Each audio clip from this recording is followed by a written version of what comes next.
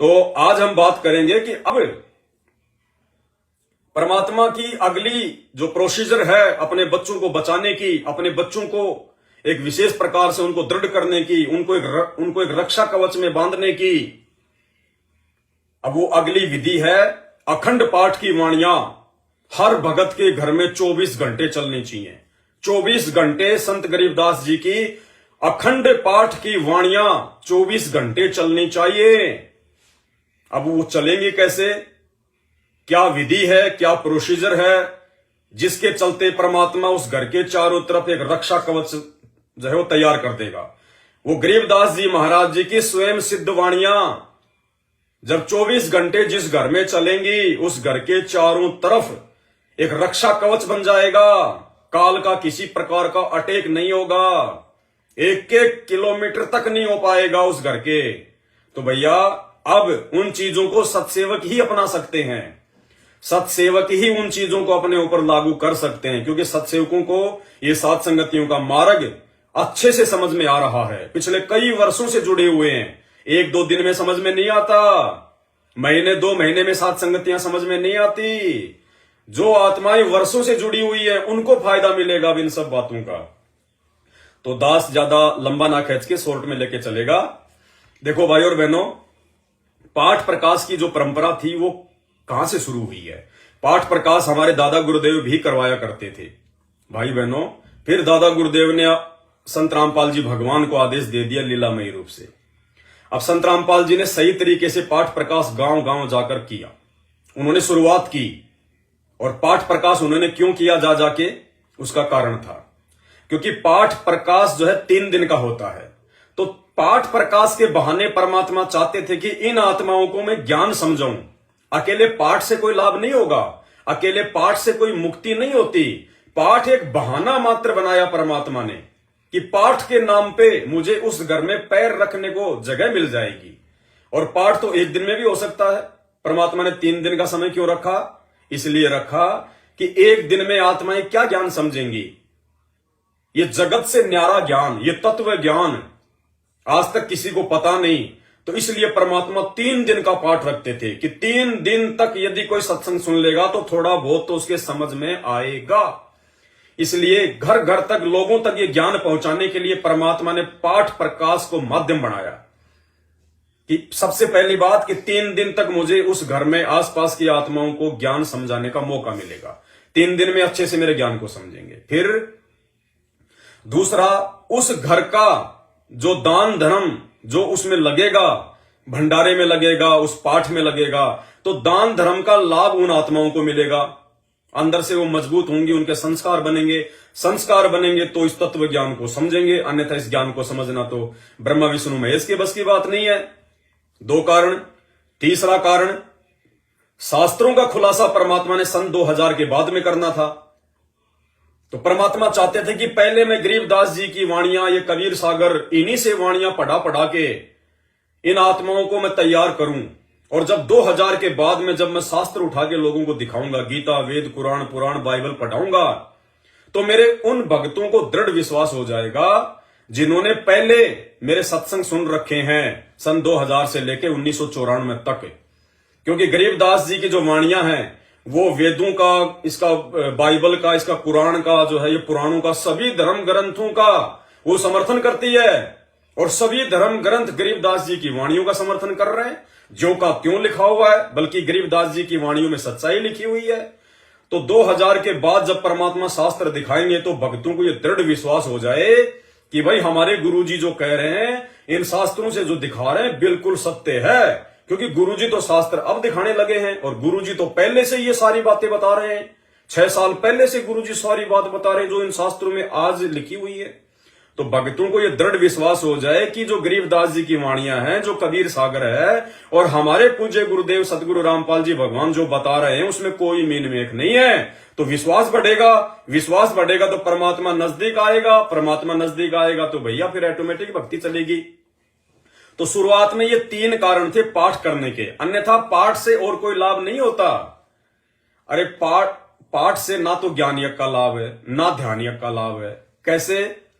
क्योंकि गरीबदास जी महाराज जी की वाणियां सांकेतिक हैं, गूढ़ हैं, भले वो हिंदी में है, वो सरल भाषा में है, लेकिन उनका रहस्य कितना गूढ़ है। तो जिस चीज को हम समझेंगे नहीं तो ज्ञान योग का लाभ कहां से मिलेगा, और जब हम किसी बात को समझेंगे नहीं तो ज्यादा देर हमारा ध्यान नहीं जाएगा वहां पे, तो ध्यान योग का भी लाभ नहीं है। वो पाठ केवल एक माध्यम था 3 दिन तक उस घर में सत्संग करने का, कि इस पाठ के बहाने 3 दिन तक हम आत्माओं तक ये ज्ञान पहुंचाएंगे। और अब क्या हो रहा है भाई और बहनों, अब उस समय पाठ कौन किया करता था? पूज्य गुरुदेव भगवान किया करते थे।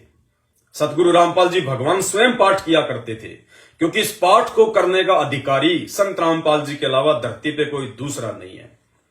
या संत रामपाल जी भगवान जिन आत्माओं को आशीर्वाद देके, क्योंकि भगवान तो मिट्टी को सोना बना दे, जब भगवान ने 650 साल पहले जोटा राम से वेद मंत्र बुला दिए, तो आज संत रामपाल जी जिस आत्मा को आशीर्वाद देंगे, जिसको आज्ञा देंगे, वही आत्मा पाठ करेगी, तो थोड़ा बहुत लाभ उस भगत की वाणी से उस पाठ का मिलता है, अन्यथा नहीं मिलेगा।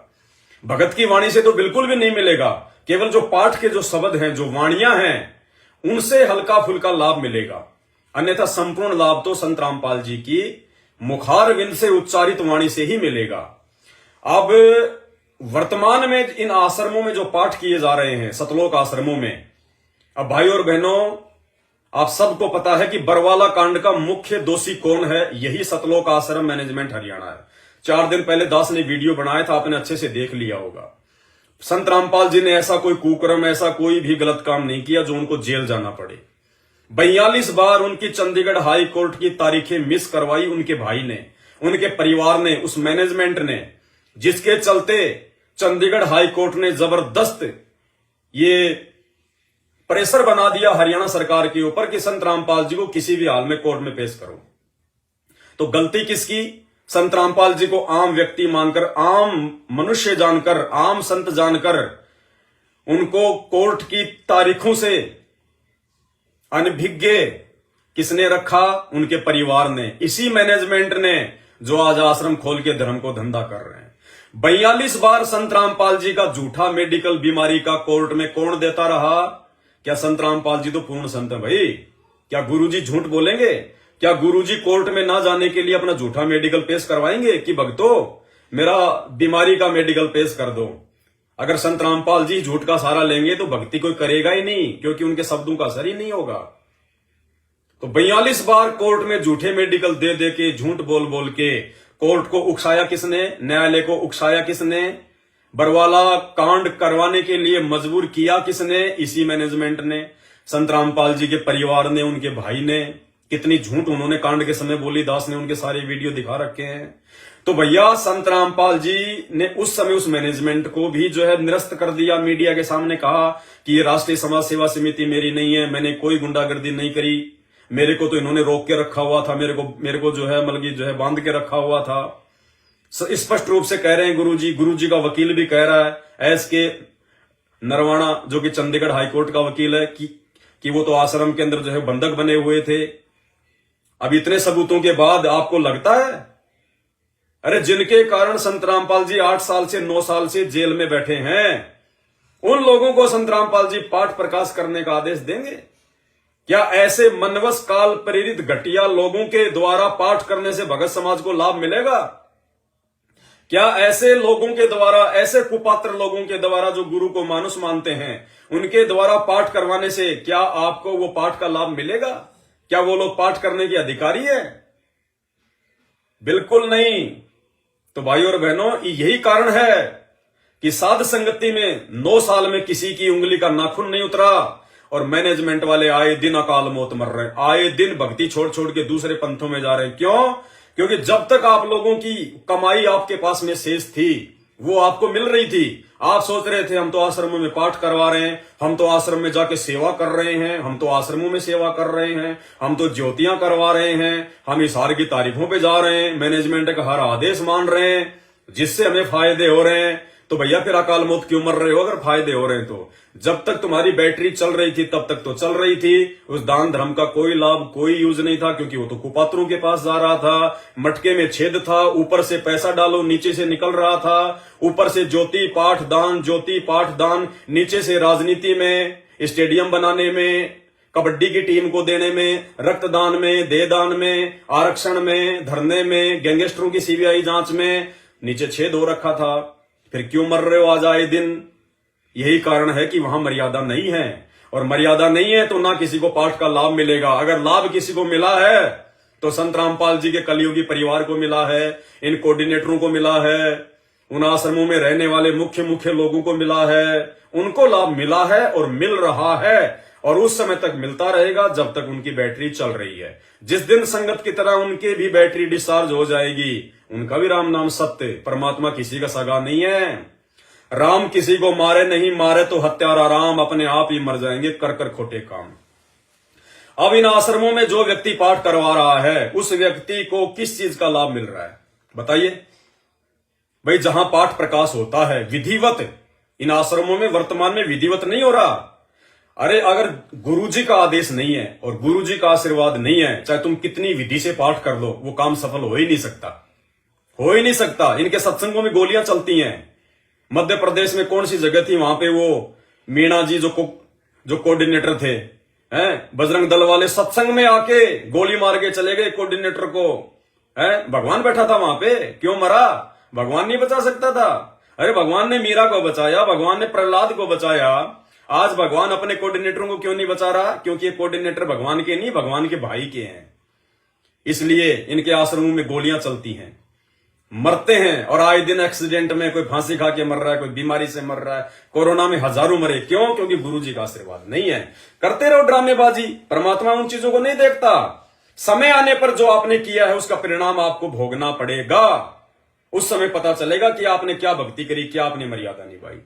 तो गुरुदेव के आदेश के बिना चाहे कितना पाठ करो, कितनी ज्योति करो, कितनी आश्रमों में जा जाके मिट्टी उठाओ, सेवा करो, उसका कोई लाभ नहीं है। अब जहां पाठ प्रकाश होता है वर्तमान में इन आश्रमों में, अब वो हो क्या रहा है?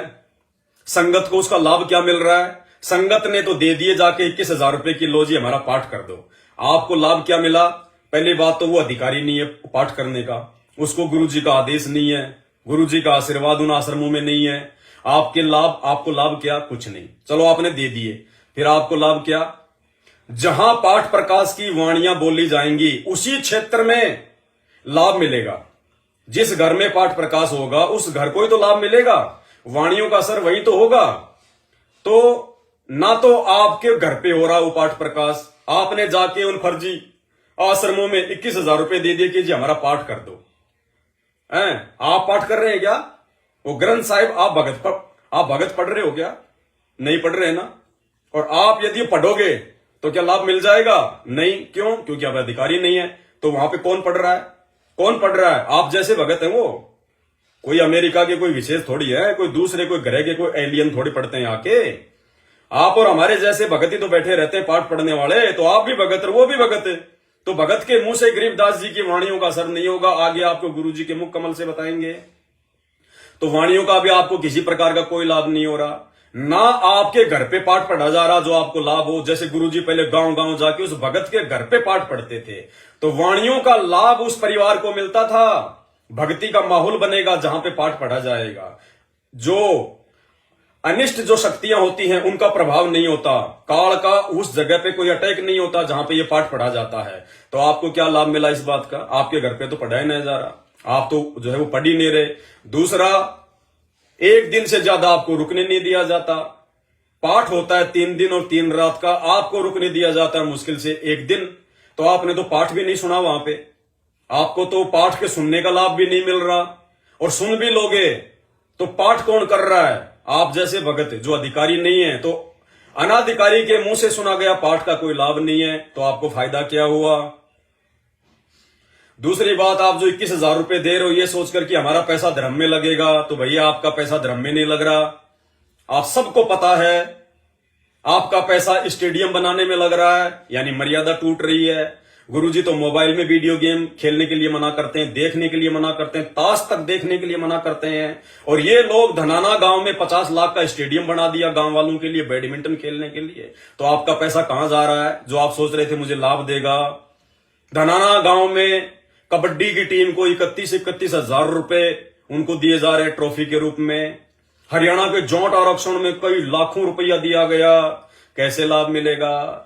आनंदपाल सिंह गैंगस्टर की सीबीआई जांच में लाखों रुपया दिया गया आप लोगों के दान का, कैसे लाभ मिलेगा?